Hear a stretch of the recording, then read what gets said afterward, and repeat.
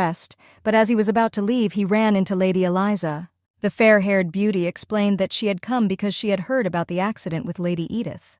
The girl interrupted the story. Because she saw Killian's pale face and stretched out her hand to his face, he felt the familiar pleasant aroma of perfume. Suddenly, the young master grabbed Eliza's hand and pulled away from her, saying that he needed to go and rest urgently. Lying in a faint, Edith mentally returned to the consciousness of the brunette. She did not understand what was happening, because everything around was black. For a second, the girl thought she had died, but remembered that she had only cried before she passed out. A huge green sign appeared in front of her.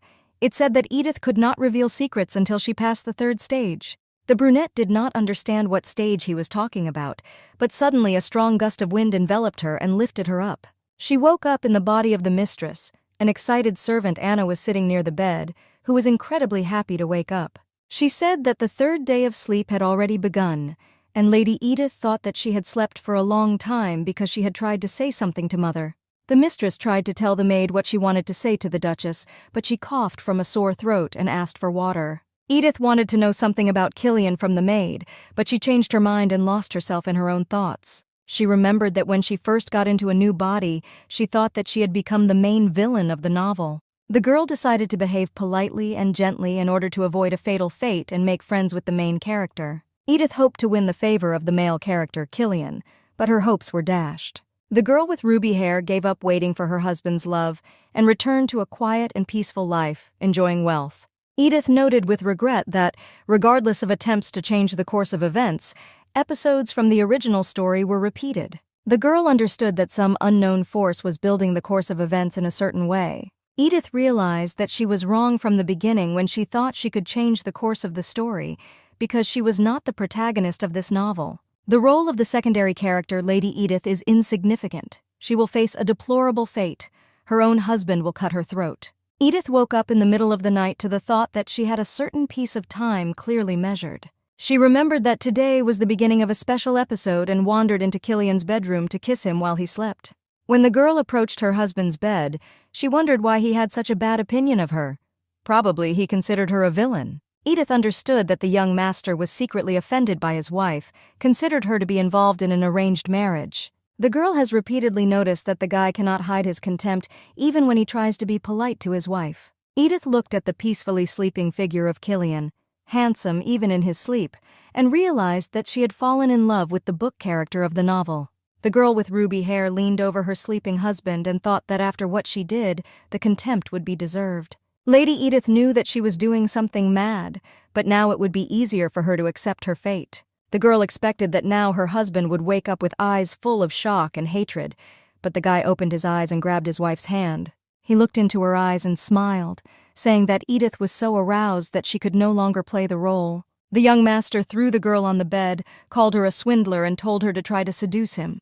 As Killian began to unbutton his shirt, Edith stopped him, asking if he really wanted to do it to her. Then the young master froze and thought that Edith could never replace Eliza for him. He did not feel such feelings for his wife. Soon, Killian leaned back over to Edith and said gently that she should not ask such a question, for she herself had crept confidently into the bedroom. The lips of the young man and his wife merged in a kiss, and then the guy invited the girl to touch the body she secretly dreamed of. Edith remembered that her husband had read her personal diary and knew about the secret peeping behind the training ground.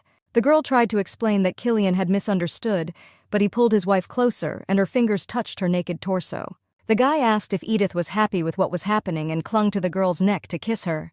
Lady Edith blushed terribly, thinking that she must have gone mad and only thought that her young husband was stroking her thigh. Waking up the next morning in Killian's room, the girl realized that their night together was not the ravings of a madman, but reality.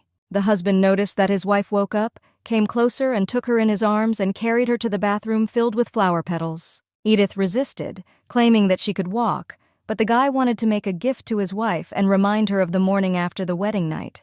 The young man looked at his wife in the bathroom with tenderness, and the embarrassed Edith could not understand why Killian had changed so abruptly. The girl sat in the warm water and remembered last night. She clearly remembered her husband's angry and dissatisfied face, so he should feel sorry. The young master's innocence and his first kiss were to belong to Lady Eliza, not to be taken away by a fleeting temptation. Even in the original novel, Edith failed to seduce Killian, so now the girl was trying to understand what pushed him. She assumed that her husband had done it out of pity, or because Eliza had clearly turned her attention to Cliff. Reflections were interrupted by the guy's apologies for making me move a lot after recovery and offered to rest for a couple of days. Edith listened to the gentle voice and could not believe that this was happening, because from the very first day of marriage, her husband had been angry and cold. The next day, thoughts about Killian did not disappear. It seemed that Edith's head would simply explode, so the girl decided to think everything over calmly. After a night with the young master, Edith had a strange dream in which she was once again in the dark, and a sign appeared in front of her face. It was reported that the special condition of the first stage was met. The girl realized that, in this case, the author's rights were reduced. The girl was interested in what was the special pleasure, and an explanation immediately appeared on the table. A special test was following the action of the character from the novel. The girl concluded that the system knew about the transmigration of her soul into Edith. The brunette concluded that the system assumes that the girl, like any hitman, will try to correct the mistakes of her character. Edith came to the idea that in order to outwit the system, it was necessary to act contrary to its expectations. The girl with ruby hair wondered who controls the events of the book, sets limits and restrictions for the characters. The system wrote on the sign that the author's rights had decreased, but did not say to what extent, and what rights were in question if the novel was finished. Lady Edith thought that there was too little information to explain what was happening. She could not understand who the author was and what he was influencing. One fact is known to the girl for sure and says that the events of the novel can be changed.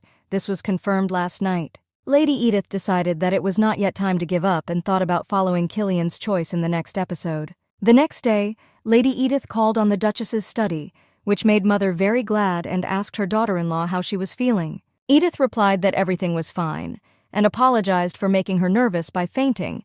The Duchess said that the Duke was most worried. It seemed to Duke Ludwig that during the interrogation he put too much pressure on his daughter-in-law and asked questions in a strict tone. Mother asked not to be offended because he had spent a lot of time on the battlefields, so he behaved harshly. The Duchess offered to sit down and talk. She admitted that her daughter-in-law did not want to work with the documentation anymore. Edith mentally replied that it would have been possible if she had really been involved in the theft. The girl joyfully recalled that she had been found innocent and asked to take up her past duties. Edith suggested that whoever framed her might do it again, and asked to be given a job under someone's supervision. Mother remembered that Baron Renan Filch was looking for assistance. The Duke's secretary was a man whom the Ludwig family trusted. Edith did not like this candidacy. The girl had a memory when she learned that the Baron had given false papers. The Baron can be acquitted because he was simply carrying out the Duke's errand, especially since Renan, like Anna, treated her without prejudice. Lady Edith smiled and agreed to be Renan's assistant, mentally hoping that he would not be disappointed in her. Edith left the Duchess's office with frightened eyes, remembering the expression the Baron had looked at during the interrogation. The girl went into the office of the Duke's personal assistant and, embarrassed, told him that from now on she would work under his patronage. Lady Edith asked the Baron where to begin, and he gave her a full box of receipts that had accumulated over 3 years, and asked her to sort them out. The girl asked why the receipts were dirty, and Renan replied that the previous assistant left offended and scattered them on the floor. The Baron said that the assistant had been punished for treating the Duke's papers in this way, and then Renan turned his speech to Edith. He said that he would not be condescending and affectionate with a girl just because of her title, and would make her regret the decision to work with him. The girl with ruby hair got to work and found that the Duke's secretary's office was incredibly calm. The silence in the room was broken only by the creak of an ink pen and the rustle of paper, and Edith did not notice that the last rays of the sun were already shining. The girl with ruby hair was engrossed in her work when Baron Renan approached and announced that the end of the working day had come. Edith sadly asked for more time to work, but the manager said that she had worked enough today. The girl left a mark where she finished sorting, and the Duke's secretary praised her for the work done. Edith said that the Baron had also shown himself to be a wonderful leader today, and she remembered her boss from a past life. He considered the brunette to be less able to work than her colleagues because of her unsociability, which is why Edith was so grateful to the Baron. The girl asked Renan for only 2 things: to remain competent and honest, and said goodbye to her new boss. When Lady Edith had gone, Baron Renan Filch remained motionless in his study, thinking about something. After a while, the Duke's secretary appeared in Cliff's chambers. The young master apologized for interrupting his business and summoning the Baron. It turned out that the guy had arranged a small dinner party in his room where he invited Killian and Lady Eliza. The young master said that he had heard that Edith had begun to work under the Baron's tutelage and decided to ask if she was a good assistant. Killian was surprised by his wife's desire to help the Duke and Duchess in their affairs, despite what she had to go through. Cliff said that he had heard that the girl had asked for a job herself and wanted to know if the Baron had noticed anything strange in the work of the assistant. He waited for an answer from his father's secretary, but the Baron said that he had not watched Lady Edith's work enough to notice anything extraordinary. The Baron went on to say that the secretarial office did not meet the standards of an aristocratic lady. The Duke's secretary said that despite this, the lady did not show dissatisfaction with the situation and worked hard. Renan said that he had observed Edith and concluded that she had excellent intelligence and concentration skills. In addition, she was assiduous and scrupulous. Killian was shocked by the confident response of the Duke's secretary, who generously showered compliments on the new employee. Cliff told the Baron not to stop watching Edith Reigelhoff, because soon the master would call Renan again. When the Baron left the young master's room, Eliza said that she had never heard so many compliments from Renan. Cliff suggested that the Baron had fallen in love with the mistress, which displeased Killian, but the brother explained that his reasoning was logical. The young master reminded him that Renan was single, and if he married Lady Edith, Count Reigelhoff would become an object of ridicule among the nobility. Cliff noted that there would not be much damage to the Ludwig family, but it would certainly be a pity to lose a good secretary. The brother noticed Killian, who was sitting as if he were in the water, and asked him if he was so worried about his wife. After dinner, Killian was walking somewhere along the corridor. Suddenly a servant came up to him and told him that the carriage had been served, but the master asked him to wait. As he walked down the corridor, the young master reflected on the fact that Edith's beauty was different from Eliza's. They were two different girls. Killian knocked on his wife's room, but no one answered, and the door was slightly ajar. He decided to go in and was enveloped in the scent of roses. On the table, the guy noticed two kissing dolls and wanted to take a closer look, but Edith flew into the room and blocked the view. The girl said that entering someone else's room without permission is bad manners, and dolls are a hobby that is embarrassing to show to strangers. Killian said that he wanted to talk to his wife and sat down on the bed, which he later regretted. He said that Edith was doing well. The girl explained that this was the merit of mother, because she sent her daughter-in-law to work under the guidance of Renan Filch. Lady Edith had said that the boy should know Renan, and then she realized what nonsense she had said, since Renan was the Duke's private secretary. The young master turned a blind eye to the stupidity of this remark, and calmly replied that the Filch family were vassals of the Duke's family. The guy said that Viscount Filch initially helped the Ludwig family in all their affairs, and for this, the Duke entrusted him with the estate. Killian said that after this business in the capital, the Viscount entrusted his son, Renan, with whom the Duke's sons had known since childhood. With a smile, the Duke's son told his wife the story that when they were little, he and his brother trained with swords, and Renan read a book. Killian remembered that Cliff had won a sword fight and left the training ground victoriously, while Killian had gone to Renan. The guy told how when he was little, he then went under a tree to a reading boy and offered to start fighting with swords. The young master concluded that he could call Renan his good comrade, and Edith was greatly surprised by the story. She thought that when reading the novel, she did not pay attention to Renan, a secondary character. It turned out that he was tied to the Ludwigs. Reasoning about Renan led the girl to the idea that in this world, the characters may differ from their protégés from the original story. Lady Edith had another thought, this time dedicated to her husband, for he had not seen his wife since that night. And now he had come. Killian read the silent question on Edith's face about the reason for the visit and explained that he would soon be going to inspect the Risen grounds. There is an estate there, which will have to go to Killian, as the second son of the Duke, who will not inherit the title. The land is a few days away by carriage, so the young master has come to inform his wife of his long absence. Killian surprised Edith by asking if she wanted to join the ride. At first, she didn't know what to say. The young master left the room in upset feelings because his wife thought that this was a joke and did not take her husband's question seriously. The young master reproached himself for having behaved foolishly, although his question was sincere, but then a servant called out to him. The servant reported that his grace was waiting for his son in the courtyard. Killian abandoned his reasoning and went into the courtyard. The next day, Lady Edith was working in the office of the Duke's secretary, poring over a stack of documents. When the work was finished, she stretched out contentedly, but noticed the boss's gaze on her. The girl asked Renan what was wrong, but he was embarrassed, abruptly looked away and replied that everything was fine. Then he mumbled that the Duchess was expecting her daughter-in-law at her place, so if she had finished her work, she could go to Mother's. Lady Edith gladly went to meet the Duchess, and Baron Renan was left alone in the study and decided to go to the assistants' table. He looked through the papers with which the girl worked and wondered how she was able to systematize such a volume of information so quickly. Edith and Eliza were in the Duchess's study, and Mother announced that the Fini e Rumini Bazaar would be held next month. The Duchess happily informed the girls that on this occasion there would be a meeting at the castle for embroidery of products and invited them to participate. Hearing Mother's suggestion, Edith remembered that the novel said that such bazaars were held to collect donations. The book wrote that the ladies of the upper class adored such charitable events. Embroidery for aristocrats is a favorite pastime. At the bazaar, you can offer your products and demonstrate skills and taste. Edith thought that it was only logical that the Duchess would arrange a meeting in front of the market, since the Ludwig family had a high position. Lady Eliza sadly said that she could not boast of her work at a general meeting because her sewing skills were not so good.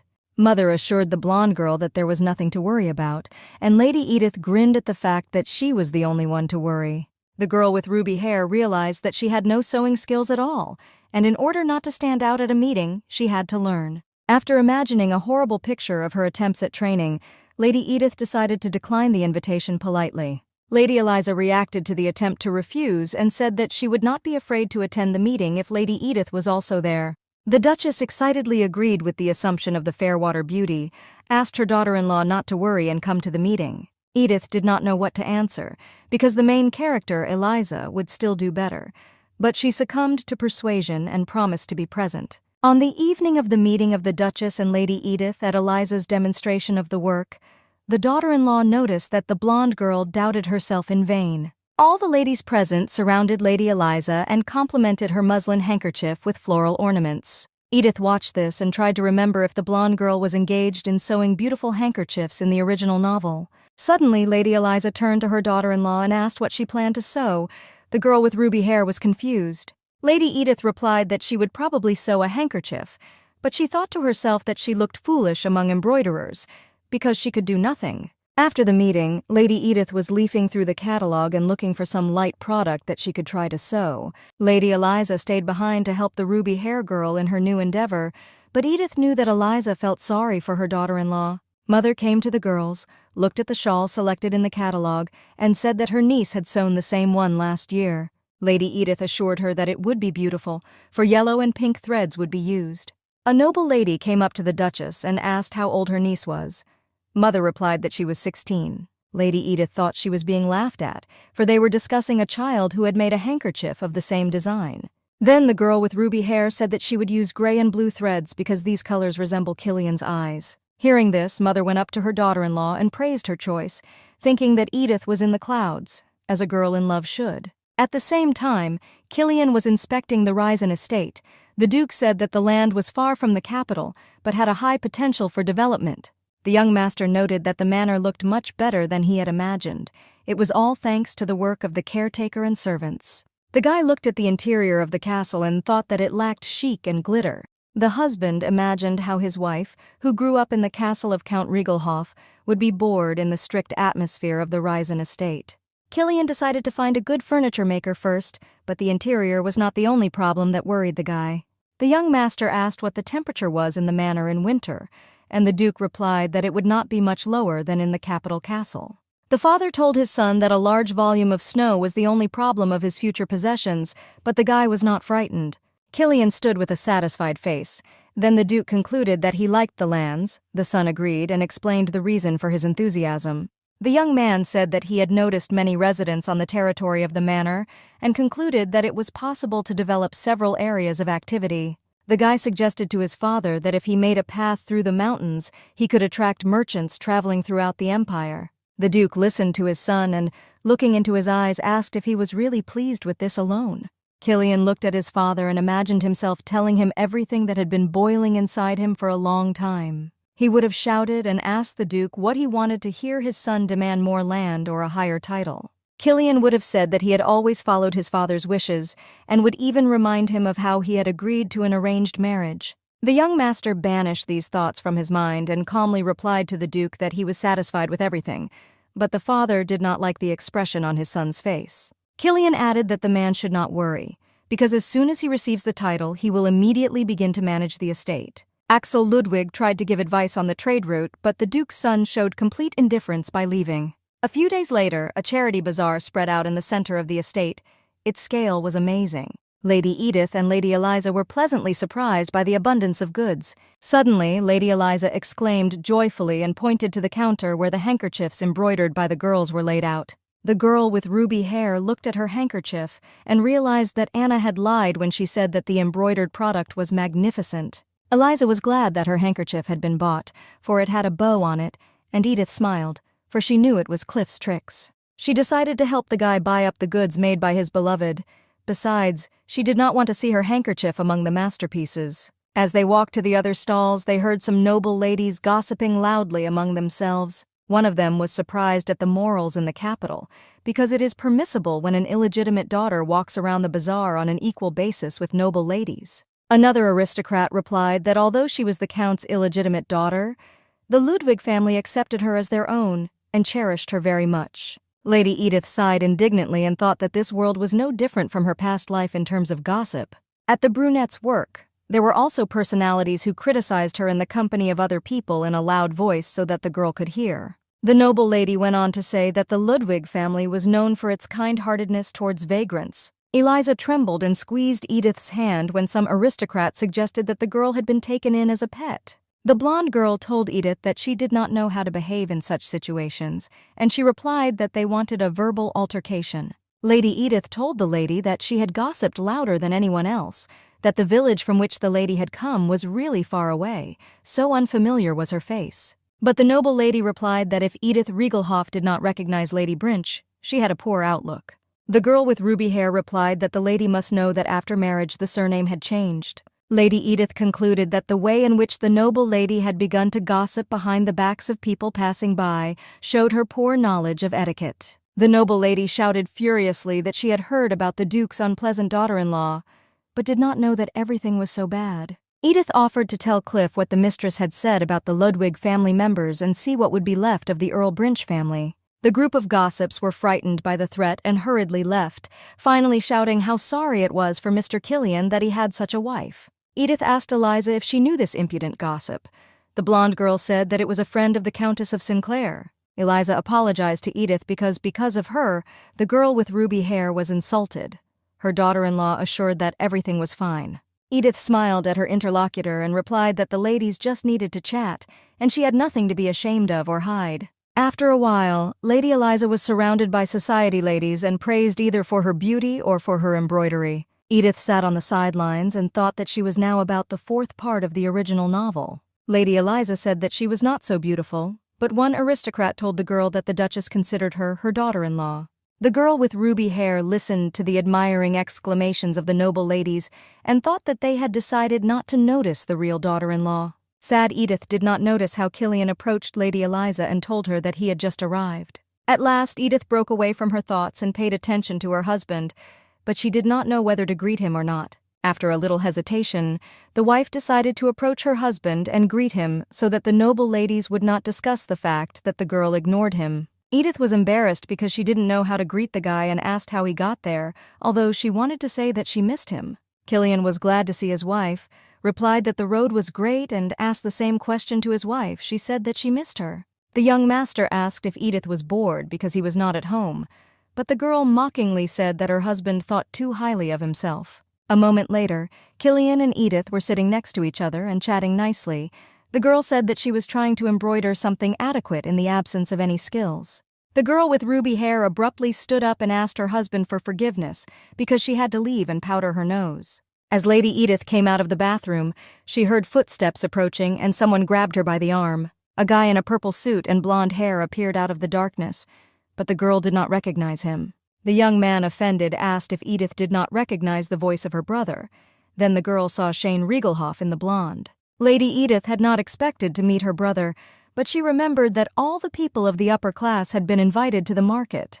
The brother inquired what had happened to his sister during this time and what kind of relationship she had with the Ludwig family now. The boy told his sister that he thought Edith had gone mad when she wrote that strange letter about stopping attacks on the Duke. The guy calmed down when his sister sent false documents because he realized that the letter was due to surveillance and Edith worked with fake documents. The girl pulled her hand out of her grip and said that the letter was sincere and she had never sent any documents. At this time, Killian was tired of waiting for Lady Edith at the table outside because she promised to return from the toilet quickly. The young master looked at the ladies gossiping about something and thought that Edith was lingering in the ladies' room because she was hiding there from boring gossip. The husband did not assume that his wife cared about someone else's opinion.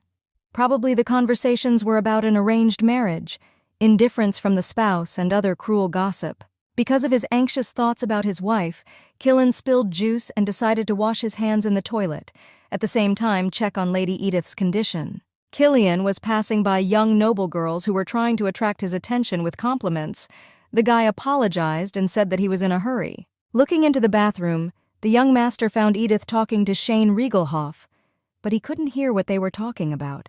The guy tried to eavesdrop on the dialogue, but caught only fragments of phrases, from which he realized that the brother and sister could not find a common language and quarreled. When Shane left the bathroom, Killian appeared next to Edith and asked why she had been gone for so long. The girl was confused, but came up with an answer and said that she simply could not get enough of admiring the interior of the castle. Killian did not expect to hear a truthful answer, so he calmly returned along the path to the center of the bazaar. Edith asked Killian if he was looking for her, and the young master replied that it was unlikely that his wife would be happy to hear a positive answer. Edith smiled and said that her heart fluttered at the thought that someone cared where she had gone. When the couple approached the center of the market square, they saw the organizer of the bazaar, who said that all the goods had been sold, and the collected funds would be sent to orphanages. Lady Edith exclaimed joyfully, for it meant that her embroidery had also been bought, and Killian put his hand in his pocket and felt for the handkerchief he had bought. The boy remembered how Mother had told him the day before that a bird of the same color as Killian's eyes was embroidered on his daughter-in-law's handkerchief. The Duchess secretly told her son that Edith admitted that she had embroidered a scarf with thoughts of her husband. Killian was surprised by such a revelation. The husband looked at the joyful wife and reflected that she just wanted to impress Mother, so she chose a design with a gray bird for her headscarf. The guy convinced himself that he bought the embroidery solely so that there would be no rumors about the remaining thing in the Ludwig family's market. One day in the Ludwig castle there was a loud cry addressed to Lady Edith. When the girl went out on the porch, she saw a strange picture. The girl understood that that conversation with Shane was not the end, but she did not expect to see her brother near her house.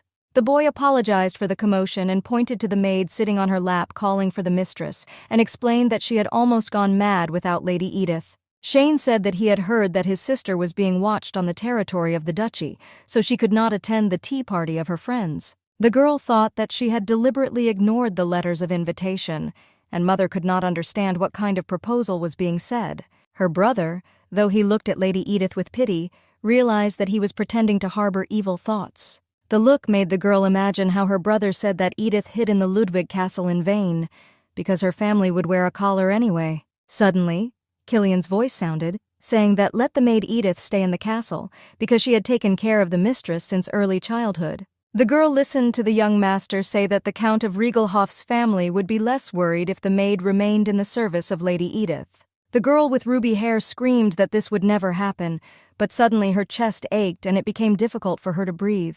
Coughing, Lady Edith bowed low for lack of strength and was picked up by the newly arrived servant Sophia. She whispered to the mistress, said in her ear that they had not seen each other for a long time, and led Lady Edith to her room. Like this video. Hit the like button and subscribe for more videos.